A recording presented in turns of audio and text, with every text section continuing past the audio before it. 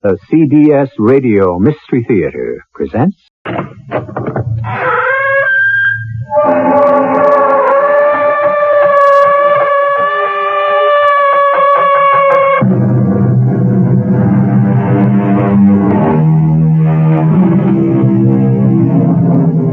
Come in. Welcome. I'm E.G. Marshall. But before you come in, stop a minute and look up at the night sky. Familiar?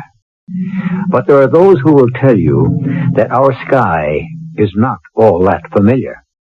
That more and more it is filled with unidentified flying objects, and they will offer you stronger and stronger factual proof that they are there.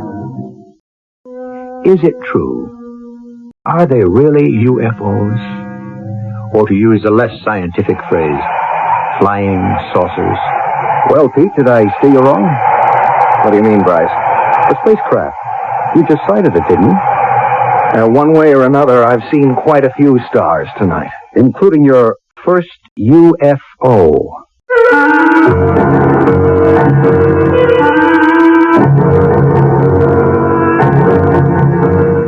Our mystery drama, A Message from Space, was written especially for the Mystery Theater by Ian Martin and stars Tony Roberts. It is sponsored in part by Buick Motor Division. I'll be back shortly with Act One. Buick has some good news for procrastinators. Even though you've waited, you can still enjoy the comfort and luxury of a full-size Buick. Even better, your Buick dealer just might give you an irresistible deal on a 78 LeSabre right now. But do hurry, because a lot of other procrastinators have been waiting for this kind of news, too. Buick LeSabre, yes, you can, at your Buick dealers. Yes, you can. Yes, you can.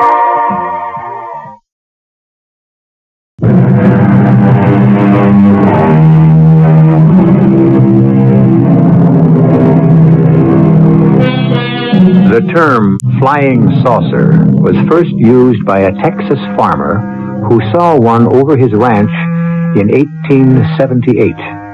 That's right, 100 years ago. For this information, I'm indebted to Arthur Shuttlewood, one of the foremost authorities in the world on UFOs. This is a story, set down in the most part, exactly as it was related by another recognized authority in the field, Bryce Bond.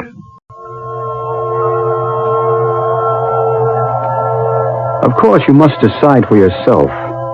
The mystery, which ended in Warminster, England, began in the office of a features editor of one of America's largest newspapers. It's open. Come on in. You want to see me, Prez? Come in. Come on in. Close the door. And don't call me Prez. Do I have to be that formal and call you Mr. Riley? I am your nephew. Well, you can call me by my initials like everyone else does. Well, I do. RX, prescription. Translation, Prez. All right. Anyway, you're not my real nephew, except once removed. You can't wriggle out of it, Uncle.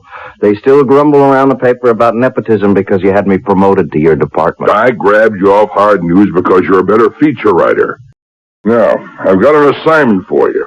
Shoot. You ever hear of a place called Warminster, England? No, it doesn't spring to mind. That's in Wiltshire. It's one of the most ancient historical areas in Britain. Sitting right in the middle of burial mounds. They're called barrows. Some of them date back 45,000 years. Oh, it's a cozy little spot. Has it got any other claim to fame? Well, in this quiet little backwater country within the last 15 years, there have been hundreds of peculiar phenomena. Something cited, not by hysterics or nuts, reputable people, head postmaster, clerics, hospital matron, flyers, engineers, so on, They all bear witness to their existence, to say nothing of many photographs which have been subjected to rigid spectrographic tests and others. Yeah, to their existence. To what existence? The objects that have been cited. UFOs. Flying saucers again? Visitors from outer space? Oh, you gotta be kidding. You don't believe in them? Of course not. Good. That's exactly why I want you to go to Warminster. Oh, wait a minute, Alex. Look, I'm no scientist. What am I supposed to do? Take pictures? No. I want a series of articles for the magazine section. Color stuff. Lay it on as thick as you like. Debunk the whole crazy business. Well, that's okay by me. How do I go about it? Well, I'll give you some contacts. The rest you make by yourself. You have to get enough facts to prove the whole thing is nuts. It's duck soup. Thanks for the plum. At that point, of course, I hadn't yet met Pete Herron. But a meeting was to come shortly, at the beginning of the experience which was to change his whole life and lead to a sudden and breathtaking climax. I was on my way to visit an old friend of mine in Warminster, England, but the nearer I got to the town, the traffic became unbelievable. Stop and go in this quiet English countryside. A few miles short of the little town, I abandoned my taxi and decided to walk it.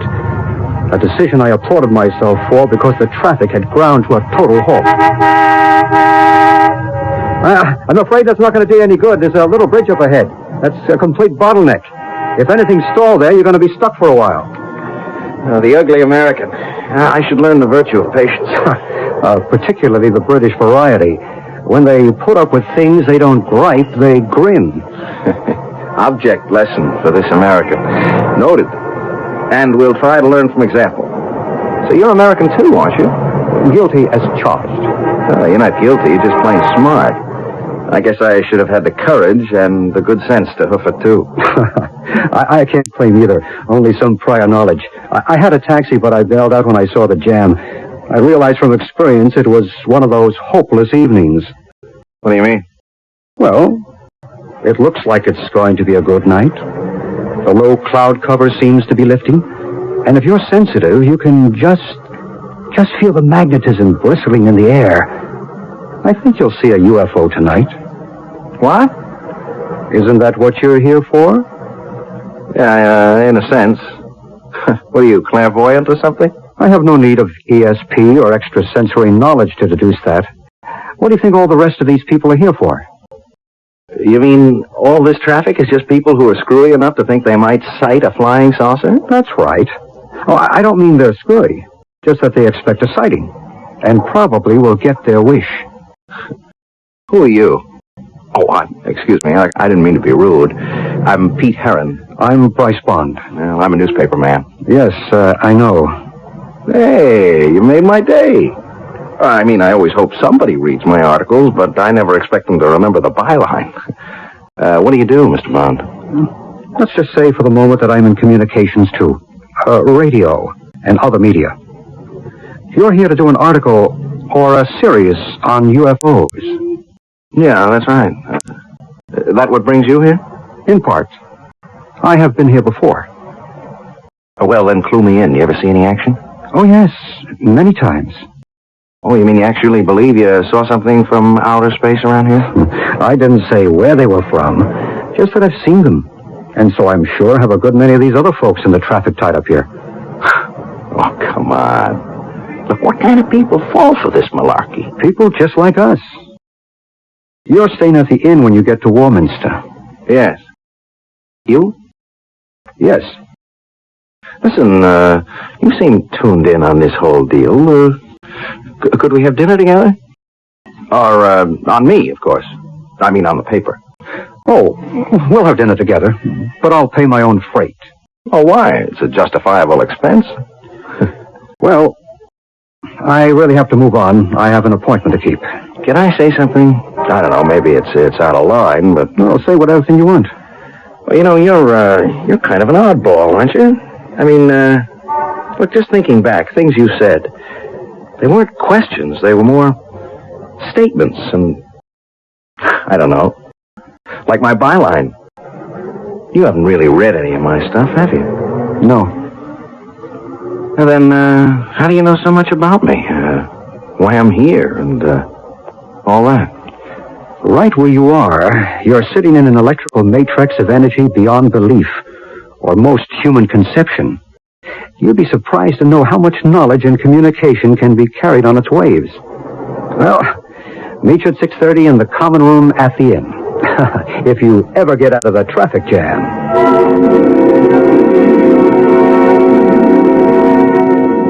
How about a brandy, Bryce? No, thank you, but don't let me stop you. Oh, I'll pass that, too.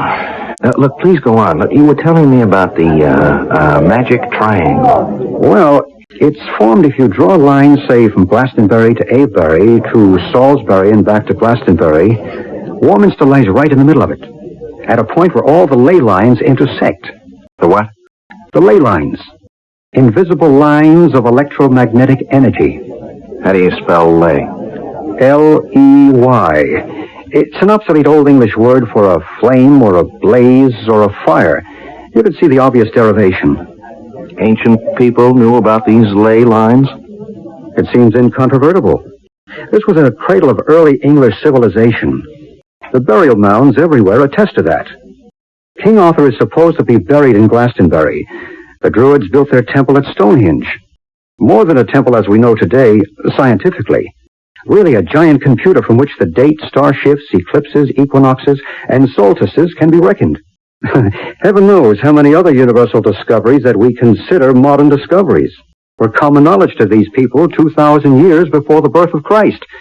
There's an even bigger one at the north of the triangle, at Avebury. And right in the center is this matrix of energy. But what is this energy? Electromagnetic, psychic, spiritual. Each man may have his own explanation.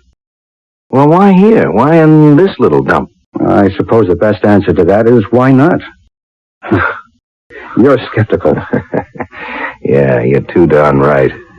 Then it's time to go up to Cradle Hill and see for yourself. By the time you come down tonight, or tomorrow morning, you may have changed your mind. You want to bet? Perhaps I can't guarantee you a UFO, but I think I can guarantee you that you will see something that will change your mind. I went out into the soft but damp and chill English night with my new friend, Bryce Bond. Friend. There is something about him that's compelling.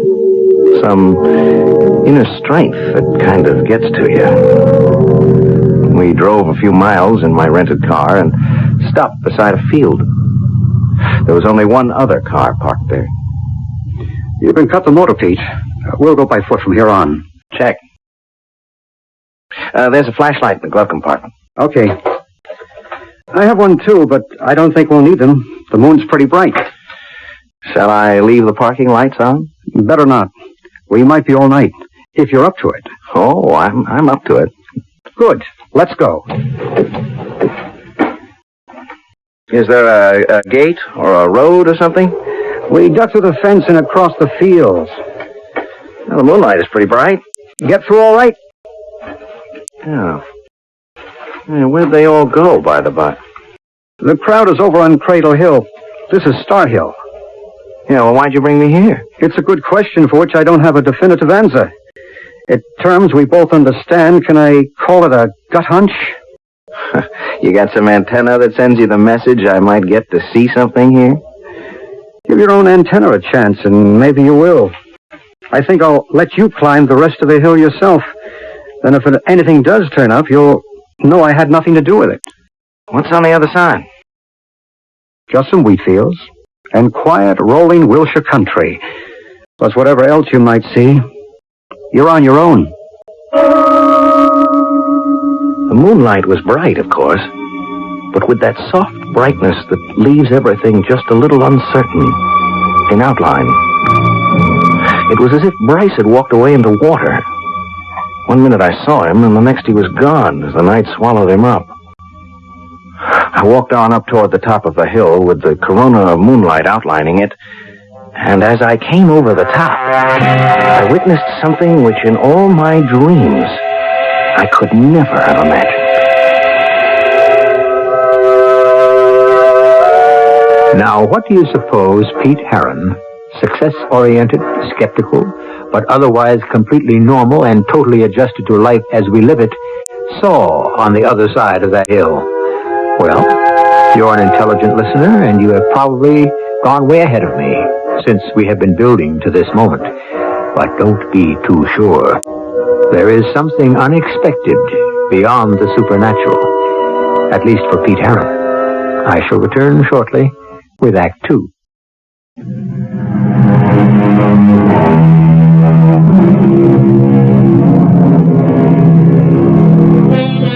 Now let me see.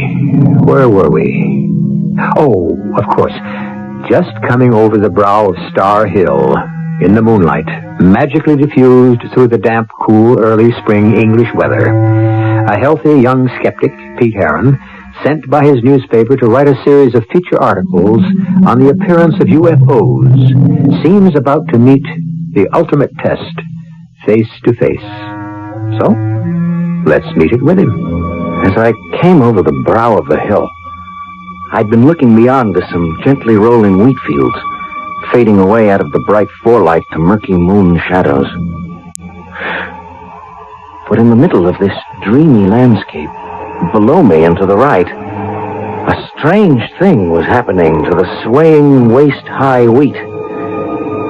Something like a giant fan spinning counterclockwise was laying a mirror image on the wheat below, which was blown back flat to the ground, trembling as if some whirling saucer from outer space was settling to a landing. And then, it was there, circular, perhaps 50 feet across. Light slits like portholes shimmering till the craft, or whatever it was, stopped spinning and came to rest. And suddenly it was glowing so brightly I had to shield my eyes and turn away. And when I turned back and opened them, there was still rings of overexposure exploding in front of my eyes. And the craft was gone. But something else was there. Hello? Hello. Did you see it? What? The spacecraft. What would you like to call it? The UFO? I thought I saw something, but... Hey, did you see it? Of course I did. Where did you pop up from, anyway? What do you mean? I came here, just the same as you. You did? Oh, yeah, that's right. Yeah, I parked my car right behind a little blue hatchback. That must be yours, huh?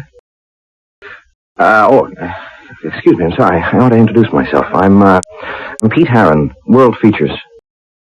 A reporter. Yeah, right. Well, sort of. Feature writer, you know. Human interest. Color stories. Tongue-in-cheek. Or exposés. Debunking the bunkum.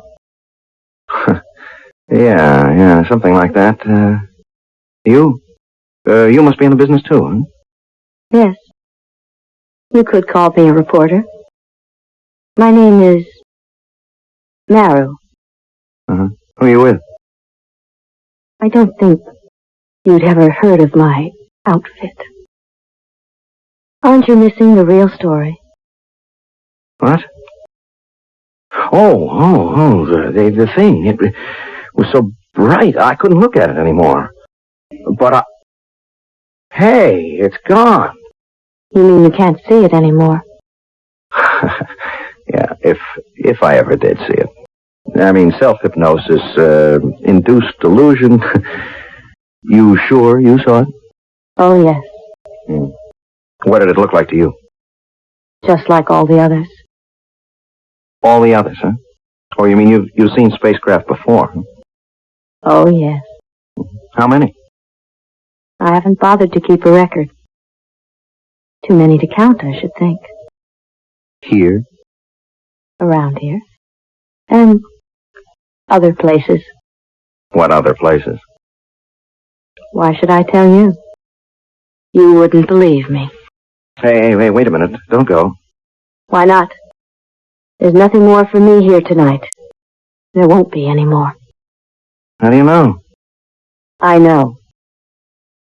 If you really want to write a good story for your feature editor, you'd better do a little more legwork.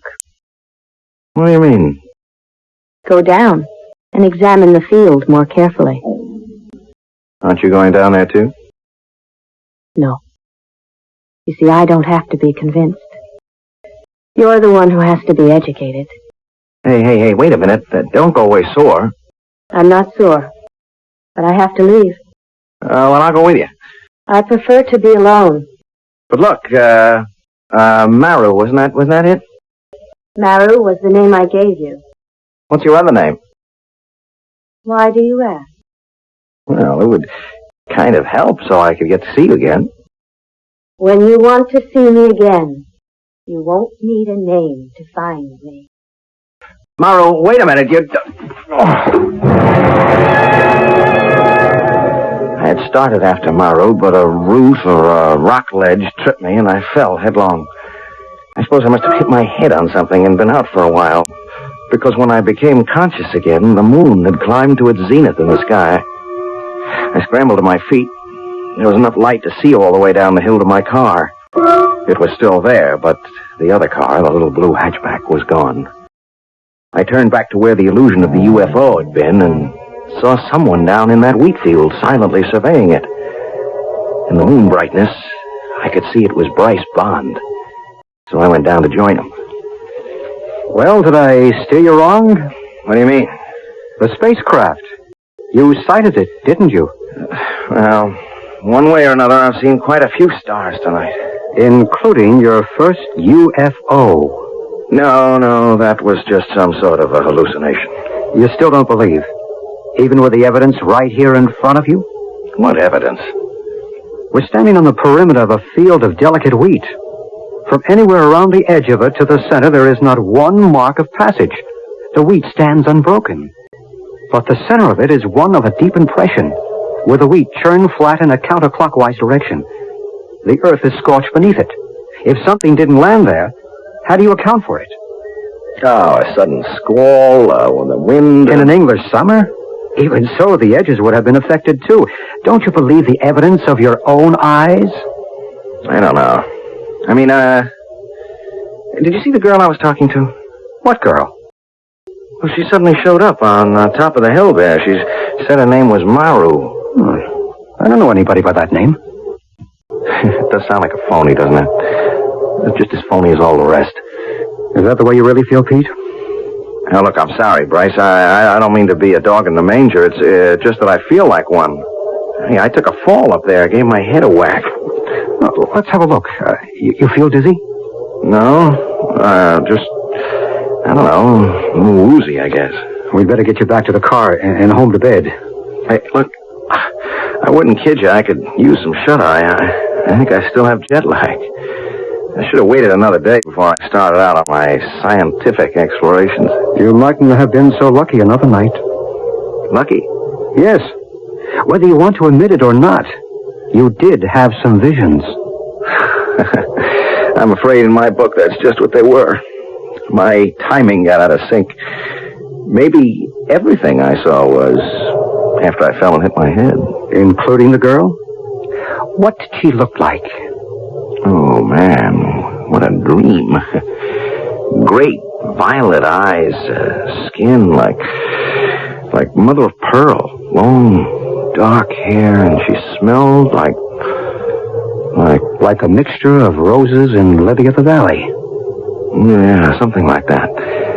Like a summer garden. You have been fortunate. Well, yeah. At least I dream in Technicolor. You refuse to count your blessings. If that girl were for real, I might. I'll look for her tomorrow, but I don't even know her second name or what town she lives in. She was out of this world.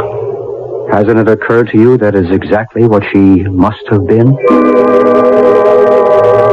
I was too beat, and my head ached too much to bother to reply or think about anything more. I let Bryce drive the car back to the inn, and I hit the sack.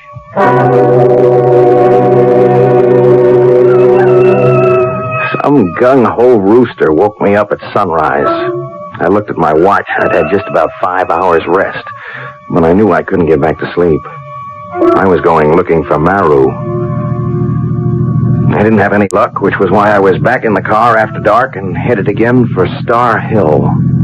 I'd avoided Bryce Bond all day, sneaked out of the hotel after dinner, afraid to admit that at least one thing he'd said had shaken me. Maru. Maybe he was right, and she was out of this world. But the drive, the need to see her again, was so strong, I was almost ready to become a believer. It was very peaceful on the top of the hill. The moon had risen earlier, and I could see the wheat field with the impression, that strange, inexplicable impression, still there. I had brought a sweater and I was warm, and the last thing I remembered before I dozed off was Maru, and how much I wanted to believe I hadn't lost her forever.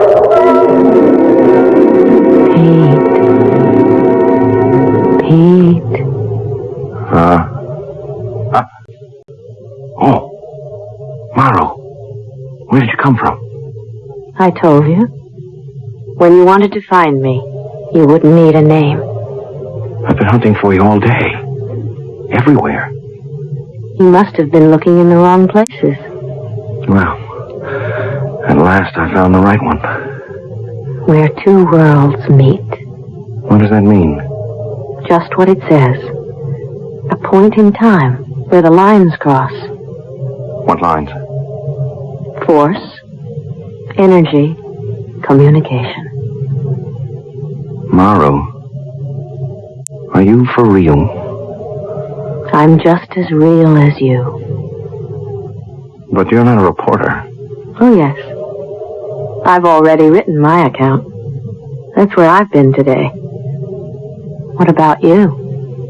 I haven't had time. You were more important. Why? I don't know. Yes, I do. It's crazy. It doesn't make any sense, but I guess I'm in love with you. It makes all kinds of sense, Pete. What? You mean... You can't mean that you love me? Of course I do. That's what it's all about. Oh, I think you're putting me on again. Oh, no. I have to go now. No, wait. Where? There. The UFO. It's in the depression in the wheat field. But where did it come from?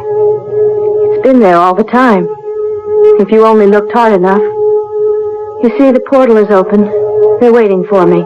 Oh, no, but you can't go away. I must. They're calling me. What are you? What are you, some kind of a prisoner? Oh, of course not. Yeah, but who are they? What are they? What's inside that thing? Knowledge. Peace. Love. I don't believe it. Come see for yourself. Take my hand. I can't. I'm afraid. When you're filled with love, there's no room for fear. I can't, Maru. I'm still afraid. You are not yet ready. I must go now. Will I see you again? That will be up to you, Pete. Up to you. With lightning speed, Maru was suddenly through that strange portal that closed like a mouth and became an indistinguishable part of the hull. Immediately, the thing glowed with a light so intense I had to shield my eyes. I heard a great whoosh, and the hum like a dynamo drummed in my ears, spinning away like some giant top into the vastness of space. When I could look again, it was gone. There was nothing left but the depression in the field, and I started to run towards it like a madman. I've never felt so alone in all my life. These words of Pete's, reported to me by Bryce Bond, still ring in my ears. The presence and reality of that strange UFO sends tingles up and down my spine. A reaction to the unknown. But nothing in this eerie otherworld tale could have prepared me for the astounding climax. I'll return with that shortly, and the rest of Act 3.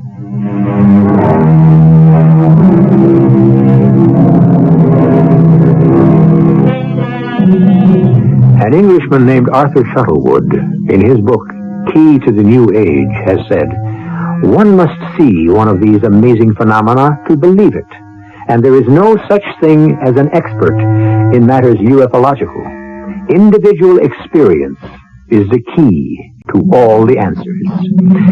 Well now, I've never seen one, and I'm sure most of you haven't either, so we certainly can't qualify as experts.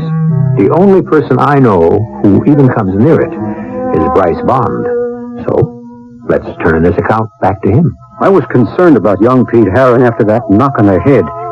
He had remained incommunicado all day, and I was busy myself. So when I returned to the inn and found he had gone out after dark, I suspected where he had left for.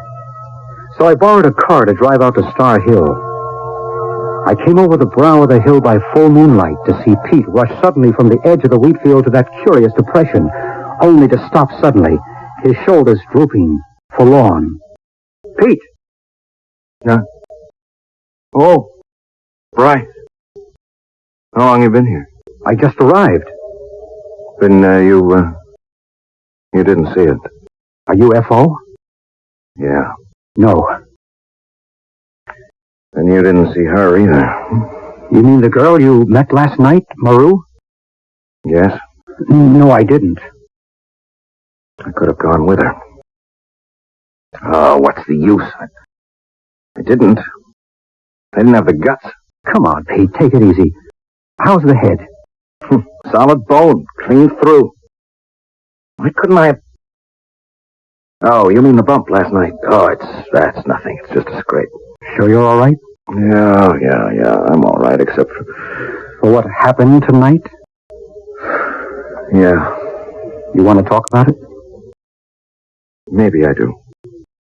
There's so much to sort out. Yeah, I do. But not here. I need a drink. Come on, I got a bottle in my room. Aren't you coming? Right with you. Yes, they've been here. I can feel the warmth. The electricity still pulsating in the air. And that smell. That glorious scent. Roses and lily of the valley. Yeah, that's her smell. It's the way they all smell, Pete. Come on, let's go talk.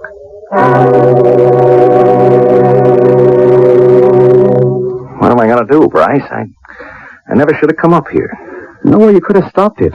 Oh, sure I could. Sure, RX is a tough man to cross, but he's not wholly unreasonable. I didn't mean because of your uncle. Oh, and I have a heart. I mean, you're not going to tell me it was my karma or my fate or something, are you? Look, pick your own word. It all adds up to the same thing.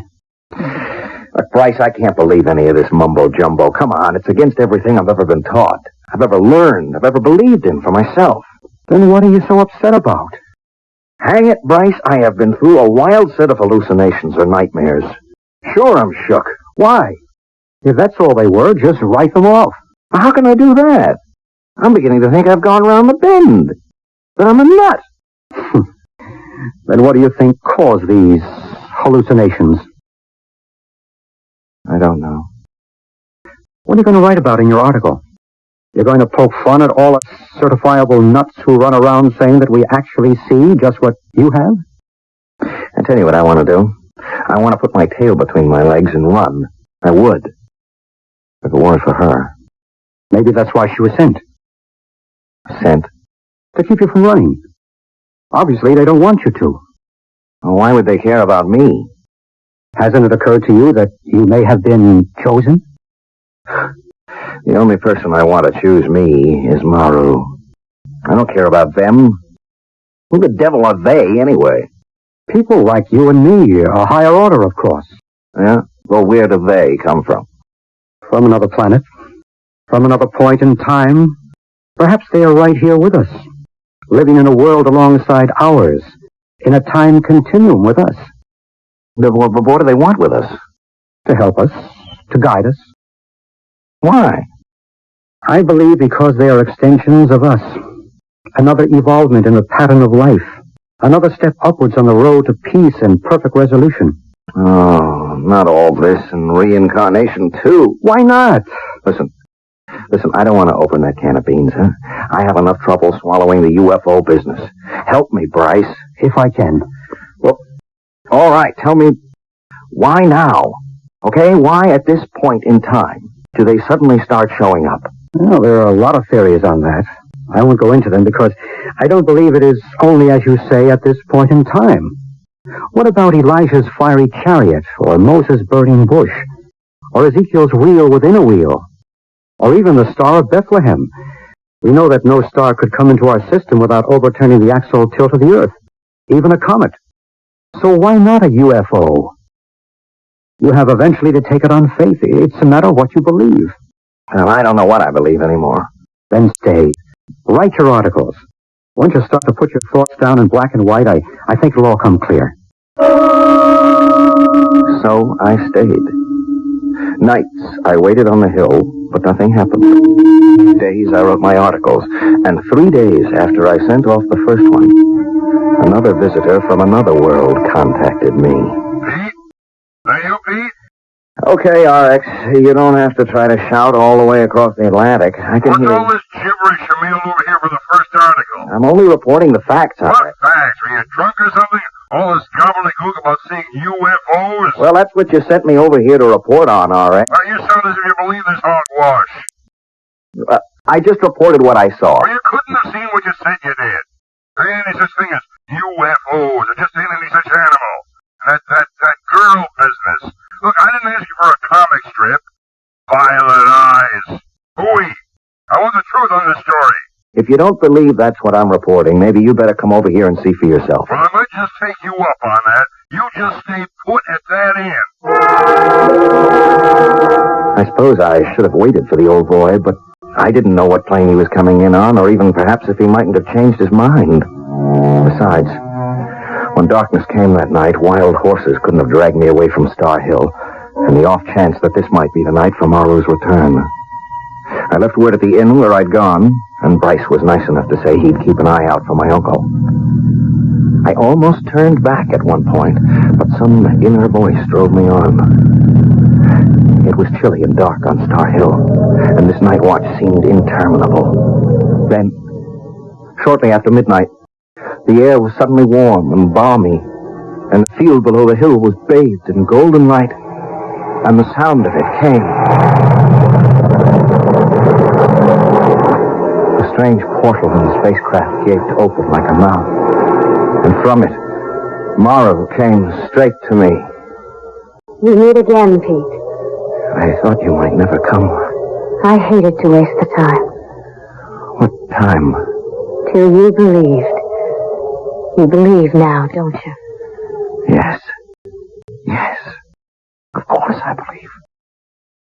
But I don't understand. You will. It will all be made clear to you. Shall we go? Where? To the craft. To meet the others. What do you feel? I don't know. The air is warm. You could bask in it. Sunbathe in it. I feel alive. Liberated. And yet at peace. Don't you understand? They're reaching out to you. Communicating. Telling you you are not alone in the universe. It's a message of love. Well, I don't need them. Only you, Maru.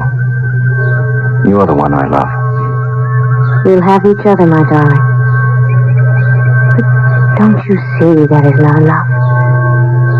It's got to reach out, that love, and wash over everyone else. Till we are all one, as we are in our world. Perfect love.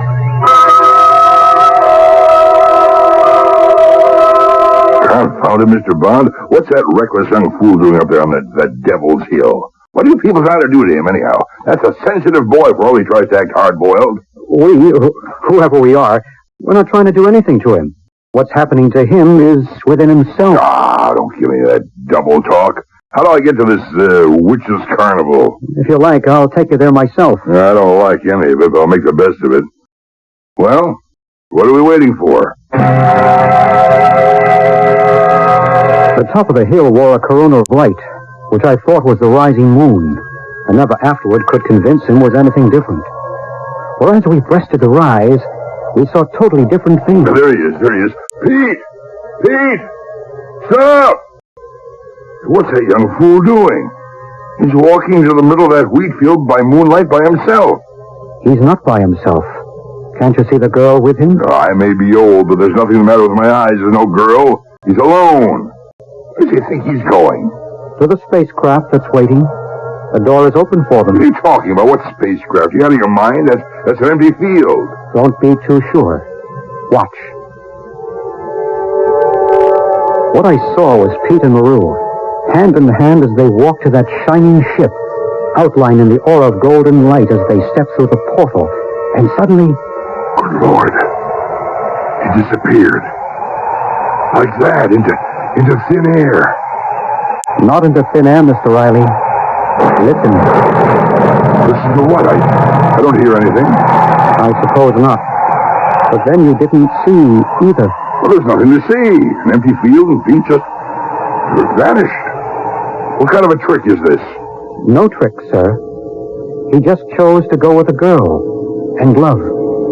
Chose and was chosen. There was no girl. He was alone. Oh, no, Mr. Riley. He will never be alone again.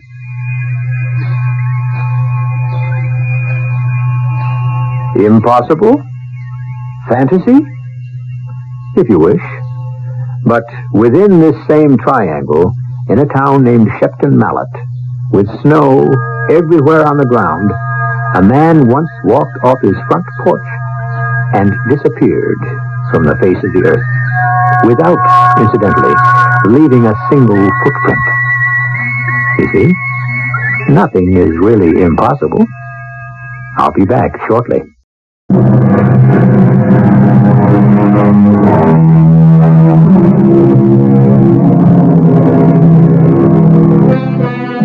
If it's a nice night tonight, wherever you are, or if not this one, the first one, when you can see the stars, step outside and look up. Is it the same familiar sky, or can you spot any unidentified flying objects wheeling with the stars? Perhaps you can't. But remember, you have many fellow human beings who think they can, and who are sure we are not alone. Our cast included Tony Roberts, Bryce Bond, Jana Rowland, and Joe Silver. The entire production was under the direction of Hyman Brown. This is E.G. Marshall inviting you to return to our Mystery Theater for another adventure in the macabre. Until next time, pleasant dreams.